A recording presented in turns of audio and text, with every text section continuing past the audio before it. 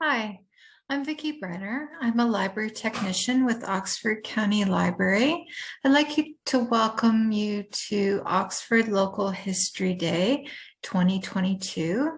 And today I'm going to be presenting the story of an Oxford farm boy who went to the battlefields of Europe in World War I. His story has been documented by Nellie McCullough. Some people may recognize her as a noted author, suffragette in the early part of the 20th century. Mervin Simmons came to my attention quite recently through some other research, and his story just captured my attention. And I felt that it was one that I would like to share with you today that you may not know about. So I'm just going to share my screen. I've prepared a bit of material, some research that I've done on Mervin, and it better illustrates his story. So I'm just going to do that right now.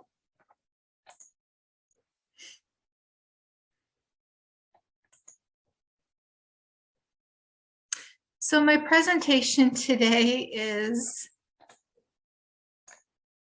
how German POW camps couldn't hold an Oxford boy.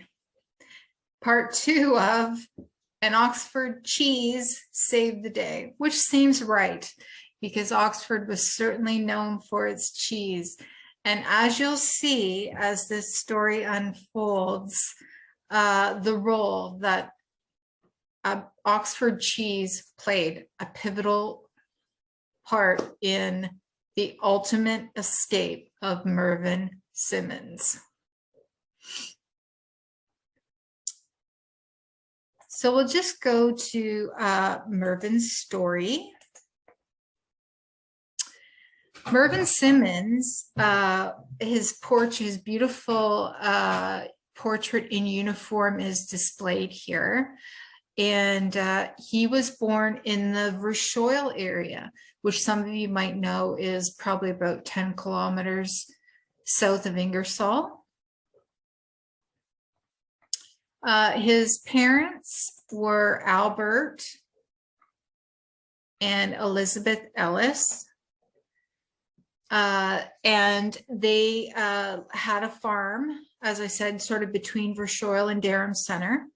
And this was a family farm that was established by Mervin's grandfather, Orrin, that came from New York State in sort of when Oxford County was very much being developed in the 1840s.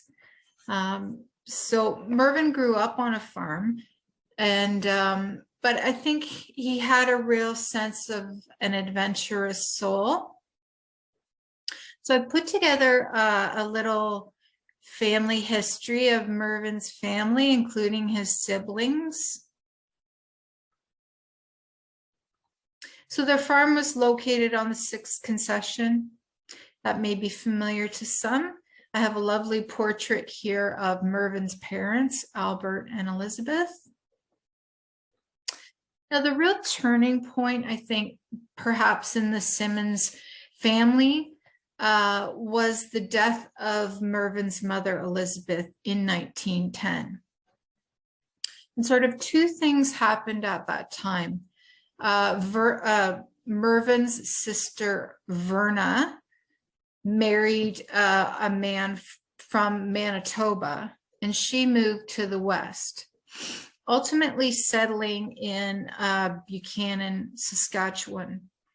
So after the death of Elizabeth, Mervin's mother, actually his father went and lived with Verna and her husband for a time in Buchanan.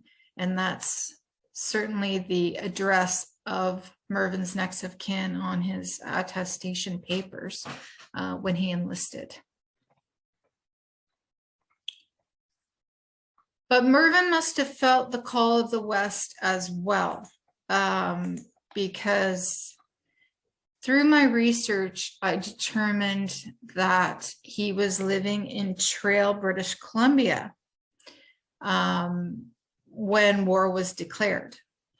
And he was working as a carpenter. So I have this lovely original postcard from Trail, BC. And it shows the area in which Mervin would have been working, near the smelter in Trail. And this is denoted in his biography about his war experience. And this is kind of what I want to relay next, that his story is told in his own words, or as told to is how we probably refer to it now. And it was documented by Nellie McCullough, as I mentioned. And this is a picture of Nellie taken at her home in Manitoba. So upon Mervin's sort of demobment from the military, he found himself in Edmonton in 1918, and it's sort of lost to history at this point how he connected with Nellie McCullough. And initially, she felt when she first met him that, you know, she didn't want to take on that kind of project. She'd had great success in 1908 with a published book, which was considered to be a Canadian bestseller. But when Mervin began telling her his story, and she mentions this in the preface of the book, she was captivated by how straightforward and how clear he was in his recollections and his observances. He did keep a diary, so whether that assisted with this process is quite likely. And she felt his tales of 3 escapes from POW camps really would captivate the Canadian population. So many people knew boys that went to Belgium and France in World War I. Many of them didn't come home. And Mervin's story, she felt people could really connect with, and particularly the boys that were incarcerated in POW camps. So she immediately knew she wanted to do the project. And this is the result. So I have it right here. Nellie McCullough's book, published in 1918, 3 times and out, excuse me, as told to her by Mervin Simmons. This is the frontispiece of the book, which is a lovely portrait of Mervin in uniform. So just getting back to the story as it plays out. As I said, Mervin was working in Trail, BC, and when war was declared in the summer of 1914, his colleagues working on this massive building project on the Columbia River, many of them immediately put down their tools and said, we're signing up.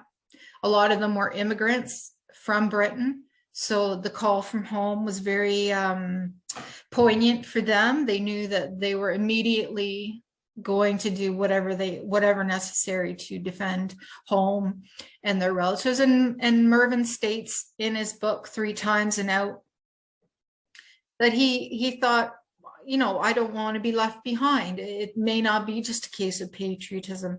You know, he was maybe looking for a bit of adventure.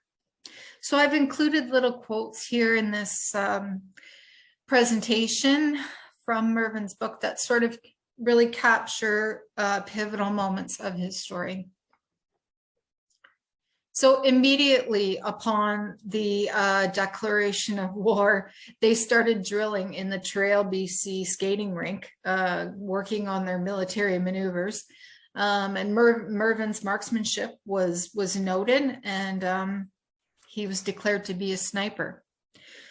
So Private Simmons made the trek across Canada and enlisted at Valcartier, Quebec, and found himself on a boat to England. So his training took place for the most part in England, at which point he was sent to Belgium. as many boys at that particular time in the war, spring of 1915, to the Battle of Ypres, which was, as many people know, certainly a turning point in the Canadian story of the war. Very tragic losses were known for the Canadians at Ypres. And it was no exception at this particular battle that Mervin Simmons was in. They dug their trenches, and quite shortly thereafter, the line failed a little ways down, and their trenches became overrun with German forces, and many of them were killed or captured, and Mervin was one of the captured. He was also wounded. He had a through and through bullet shot through his shoulder. So he was captured and in great pain, and it certainly could have been fatally wounded.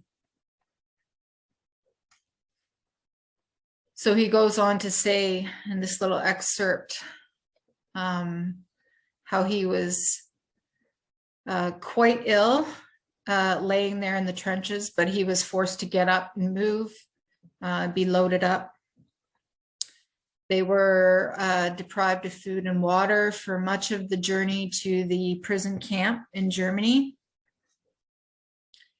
And upon arrival, he spent some time in a hospital camp, a few months, recovering from his wound. And he does say that he was treated very well there by the hospital staff and whatnot. And the tone of the book is very almost uplifting. He in no way tells. There's never a sad story. He sort of shines a light on a lot of his experiences, considering if you read between the lines, you can see how absolutely dire the conditions were. He was then sent to Gießen prison camp with many of the Canadians that he knew in England during training and at Ypres. So he reunited with all his friends there. And as it seems to be reported, Gießen was one of the better camps. The food was a bit better quality, and the prisoners had a bit more freedom than some of the camps, in the prison camps in Germany. This is a photo of Gießen prison camp. You can see all of the barracks lined up. But really, Mervin had not been at camp long before he began to think about escape. And it just goes to just knowing how far one would have to travel to get out of Germany. It certainly would be an undertaking, but obviously he was fearless and took on the possibility that he could be successful, even with tales of other prisoners relaying previous attempts at escape, and the guards would shoot the escapees in both their legs, so they would think twice about trying again, or be so wounded they wouldn't be able to. So Mervin relays a little tale there that compass seemed to be a phrase that like-minded people who were considering escape could sort of make their wishes known to each other. So at Gießen, he encounters another Canadian boy named Tom Bromley from Toronto, who questioned Mervin if he had a compass, and how they could formulate a plan for escape. So they liked each other immediately, but they realized, the camp was well guarded, barbed wire, man guard towers. Getting out of the camp was what they needed to have happen. So oddly, forced farm labor was often part of these prison camps, and it certainly wasn't the ones in Canada as well. So immediately the two thought, well, this is their ticket out, and it certainly paid off for them on every escape attempt. This is how they got out of the camp. They volunteered for hard labor. So that's exactly what they did. So they were transported 18 miles out of the camp to board with a German farm family. And there's actually an excerpt from Mervin's diary about their escape attempt in the book, 3 Times and Out. And he kind of details a little bit about their plan. So they ran away from the farm in October 1915, just based on a map that Mervin had hand drawn on say-so of other prisoners and geography based on what rivers they might encounter, railroads, landmarks that they would try to make their way to a neutral country. On their initial attempt, they'd hoped to get into France, so by going south through the Black Forest. On this particular occasion, they didn't get anywhere near that far. So they probably only made it several miles before they were caught by soldiers. As he said, suddenly it seemed like there was a platoon of soldiers that surrounded us. And unfortunately, Mervin lost his compass when he was searched by the soldiers. And he was as he says here in his excerpt, I immediately had no idea how I was going to get another compass, which would be critical for any escape attempt.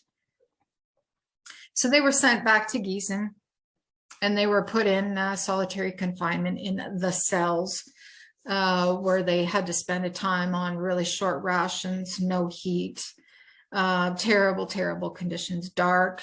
And then they were returned to the general population again. But as he says here, immediately their minds were on another escape attempt.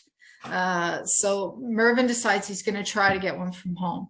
So he writes his friends at home with a cryptic message that involves the word cheese, which maybe is on the mind of every Oxford farm boy, perhaps. But he felt that his friend would understand what he was going for in terms of burying a compass inside a cheese. He later questions that and decides he's going to write another letter to his brother Flint Simmons in Tilsonburg with, you know, another attempt at getting a compass sent in a cheese. So Christmas time comes. And this is a Christmas card from the prison camp. Whether the Germans put that forward, or I found that quite interesting to send for the prisoners to send home to their families, I guess. So that ended their time at the Gießen camp. Both Bromley and Mervin were packed up with 400 other men. Who were deemed to be the troublemakers, the people who had tried to escape. They were going to be sent to sort of a concentrated, sort of hardcore camp for troublemakers. So this was actually a pivotal thing, because they encountered Edward Edwards, who was a corporal in the Princess Patricia's, who eventually became another escape partner for them. So the camp they were moved to was Vennamore. So Edward Edwards, as I mentioned, was a corporal, and he was also at Ypres, again captured when the trenches were overrun. He only survived because a commanding officer stopped a massacre where many of his trench mates were killed that day. But Edward Edwards was certainly of a like mind. and he had a compass. So they hooked up with each other. Bromley, Mervin Simmons, and Edward Edwards, and another gentleman decided to escape from Vennamore. So they went out under the wire one night, and the friend immediately lost his nerve. So the three of them continued until Tom Bromley could go no further. They bushwhacked all night through a bog, and Bromley, perhaps weak from being in the solitary confinement, couldn't go on any longer. So he turned back, gave himself up, and was tortured in the process. So the two continued on themselves, Mervin Simmons and Edward Edwards, and they were able to survive for 9 days till they reached a flooded river. They were close to Holland, but they found they couldn't cross the river. And it was at that they decided to go on the bridge, and it was at that point that they were captured. So again, they lost their map and compass, which was so disheartening. And again, they were sent to the cells at Oldenburg, where they were put in solitary confinement for 2 weeks with very little rations, dark, very cold. As Mervin says here in this little excerpt I have, the cells were determined to break a prisoner, but he goes on to say, I kept myself together. They had not broken me. So at this time, the two of them were transferred to another camp near Hanover, Germany. They were the only Canadians at this camp, filled with mostly Russians who were just worked to death by the Germans.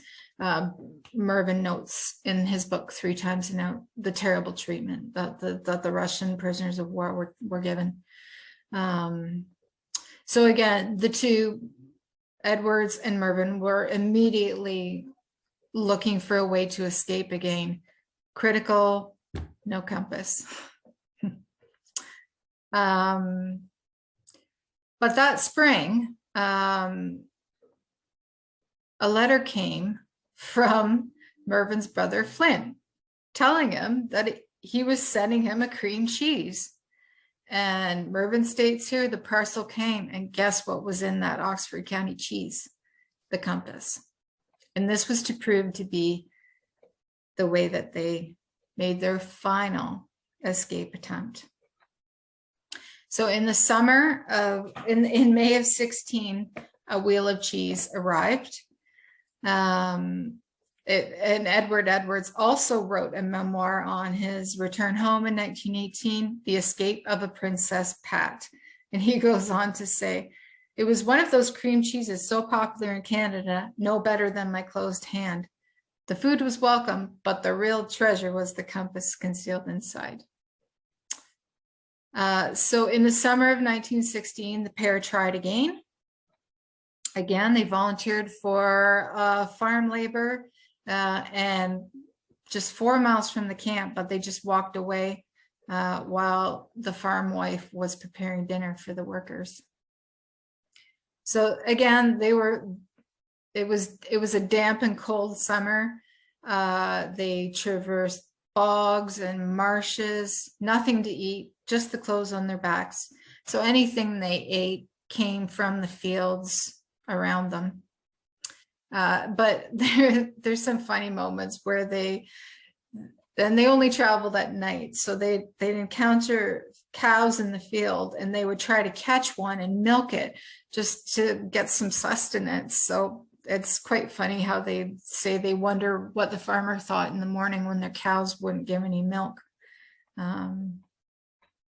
So it was at this point, after they traveled about 250 kilometers from Hanover to just over the border in Holland. So quite an extensive journey. So they were debriefed in Holland briefly, caught a boat from Rotterdam, and they sailed for England. So Edward Edwards went back to Canada as well. He was from Toronto. And as I said, he wrote his own account of this. So as I'll show you, I've placed both books on the website, and they're wonderful to read back to back because they tell the same story, but with different perspectives.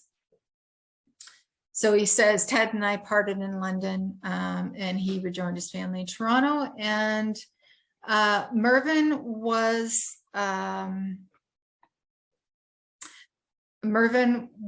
demobbed in Victoria, so in 1917. As I show here, this is Edward Edwards' book, Escape of a Princess Pat, and so he actually had to prove he was alive at one point, and the only thing that did so was the letters that he sent to his wife. So these are quite funny little anecdotes about Edward's story. So just to wrap up, Private Mervin Simmons discharged at Victoria. Sometime after that, he ended up in Edmonton, as I mentioned, his encounter with Nellie McCullough and how his story became published. And he decided he wanted to go back to farming, whether he'd had all the adventure he'd ever need in his life and wanted to return to a life that he knew, his dad being a farmer, his granddad being a farmer. So the Canadian government had established a soldier land grant process, and Mervin immediately recognized that, yes, this was something he wanted to do. So that involved clearing land and then applying for a land patent. So he went through that process. He obtained land between Grand Prairie, Alberta, and Dawson Creek, British Columbia, right on the border. And in 1924, the grant was approved and Mervin had his farm. So I have that documentation here for you if you're interested. And so having secured his farm in 1927, he married Catherine May Parker at Grand Prairie, Alberta. He married again after the death of Catherine in 1949. He married his second wife, Honor Jessie Ellis. Mervin farmed for 40 years in the Dawson Creek area, which I'm sure was challenging. And he passed away in 1964, interred at the Dawson Creek Cemetery. So now I'd like to share with you where you can find Mervin's story and read it for yourself. I'm at the library website right now at ocl.net. So I'm just going to show you our local history section. Click on local history. Follow along to Southwest Oxford, which is the current name for Durham Township. We're going to look at Southwest Oxford's people. And I've created a page devoted to the Mervin Simmons story. So he's just at the bottom here. Click on that. So I've created some, what I've shared with you today. So Mervin's story, just in our first block here. Then I have Mervin's complete World War I service record, where you can read handwritten records that were created at the front about what was going on in Belgium at that time. This link will take you to Mervin's book, written by Nellie McCullough. It's a complete digitized text of the book, and it's searchable. So I invite you to read Mervin's story straight from his observances. As well, I've included Edward Edwards, his escape partner, his service record, which details his time in the trenches of World War I, as well as the escape of a Princess Pat, which is Edward's side of the escape story. And he includes lots of little anecdotes, excerpts from his diary about the food at Gießen prison camp, etc. So reading the two sort of in tandem is fun because you get two perspectives of the same story. So I'm just gonna stop sharing my screen right now. So I hope you've enjoyed this presentation about a fascinating World War I that has a local connection. The story of how an Oxford cheese saved Mervin Simmons. Thanks for joining me today. I hope you enjoy the rest of the presentations of Oxford Local History Day.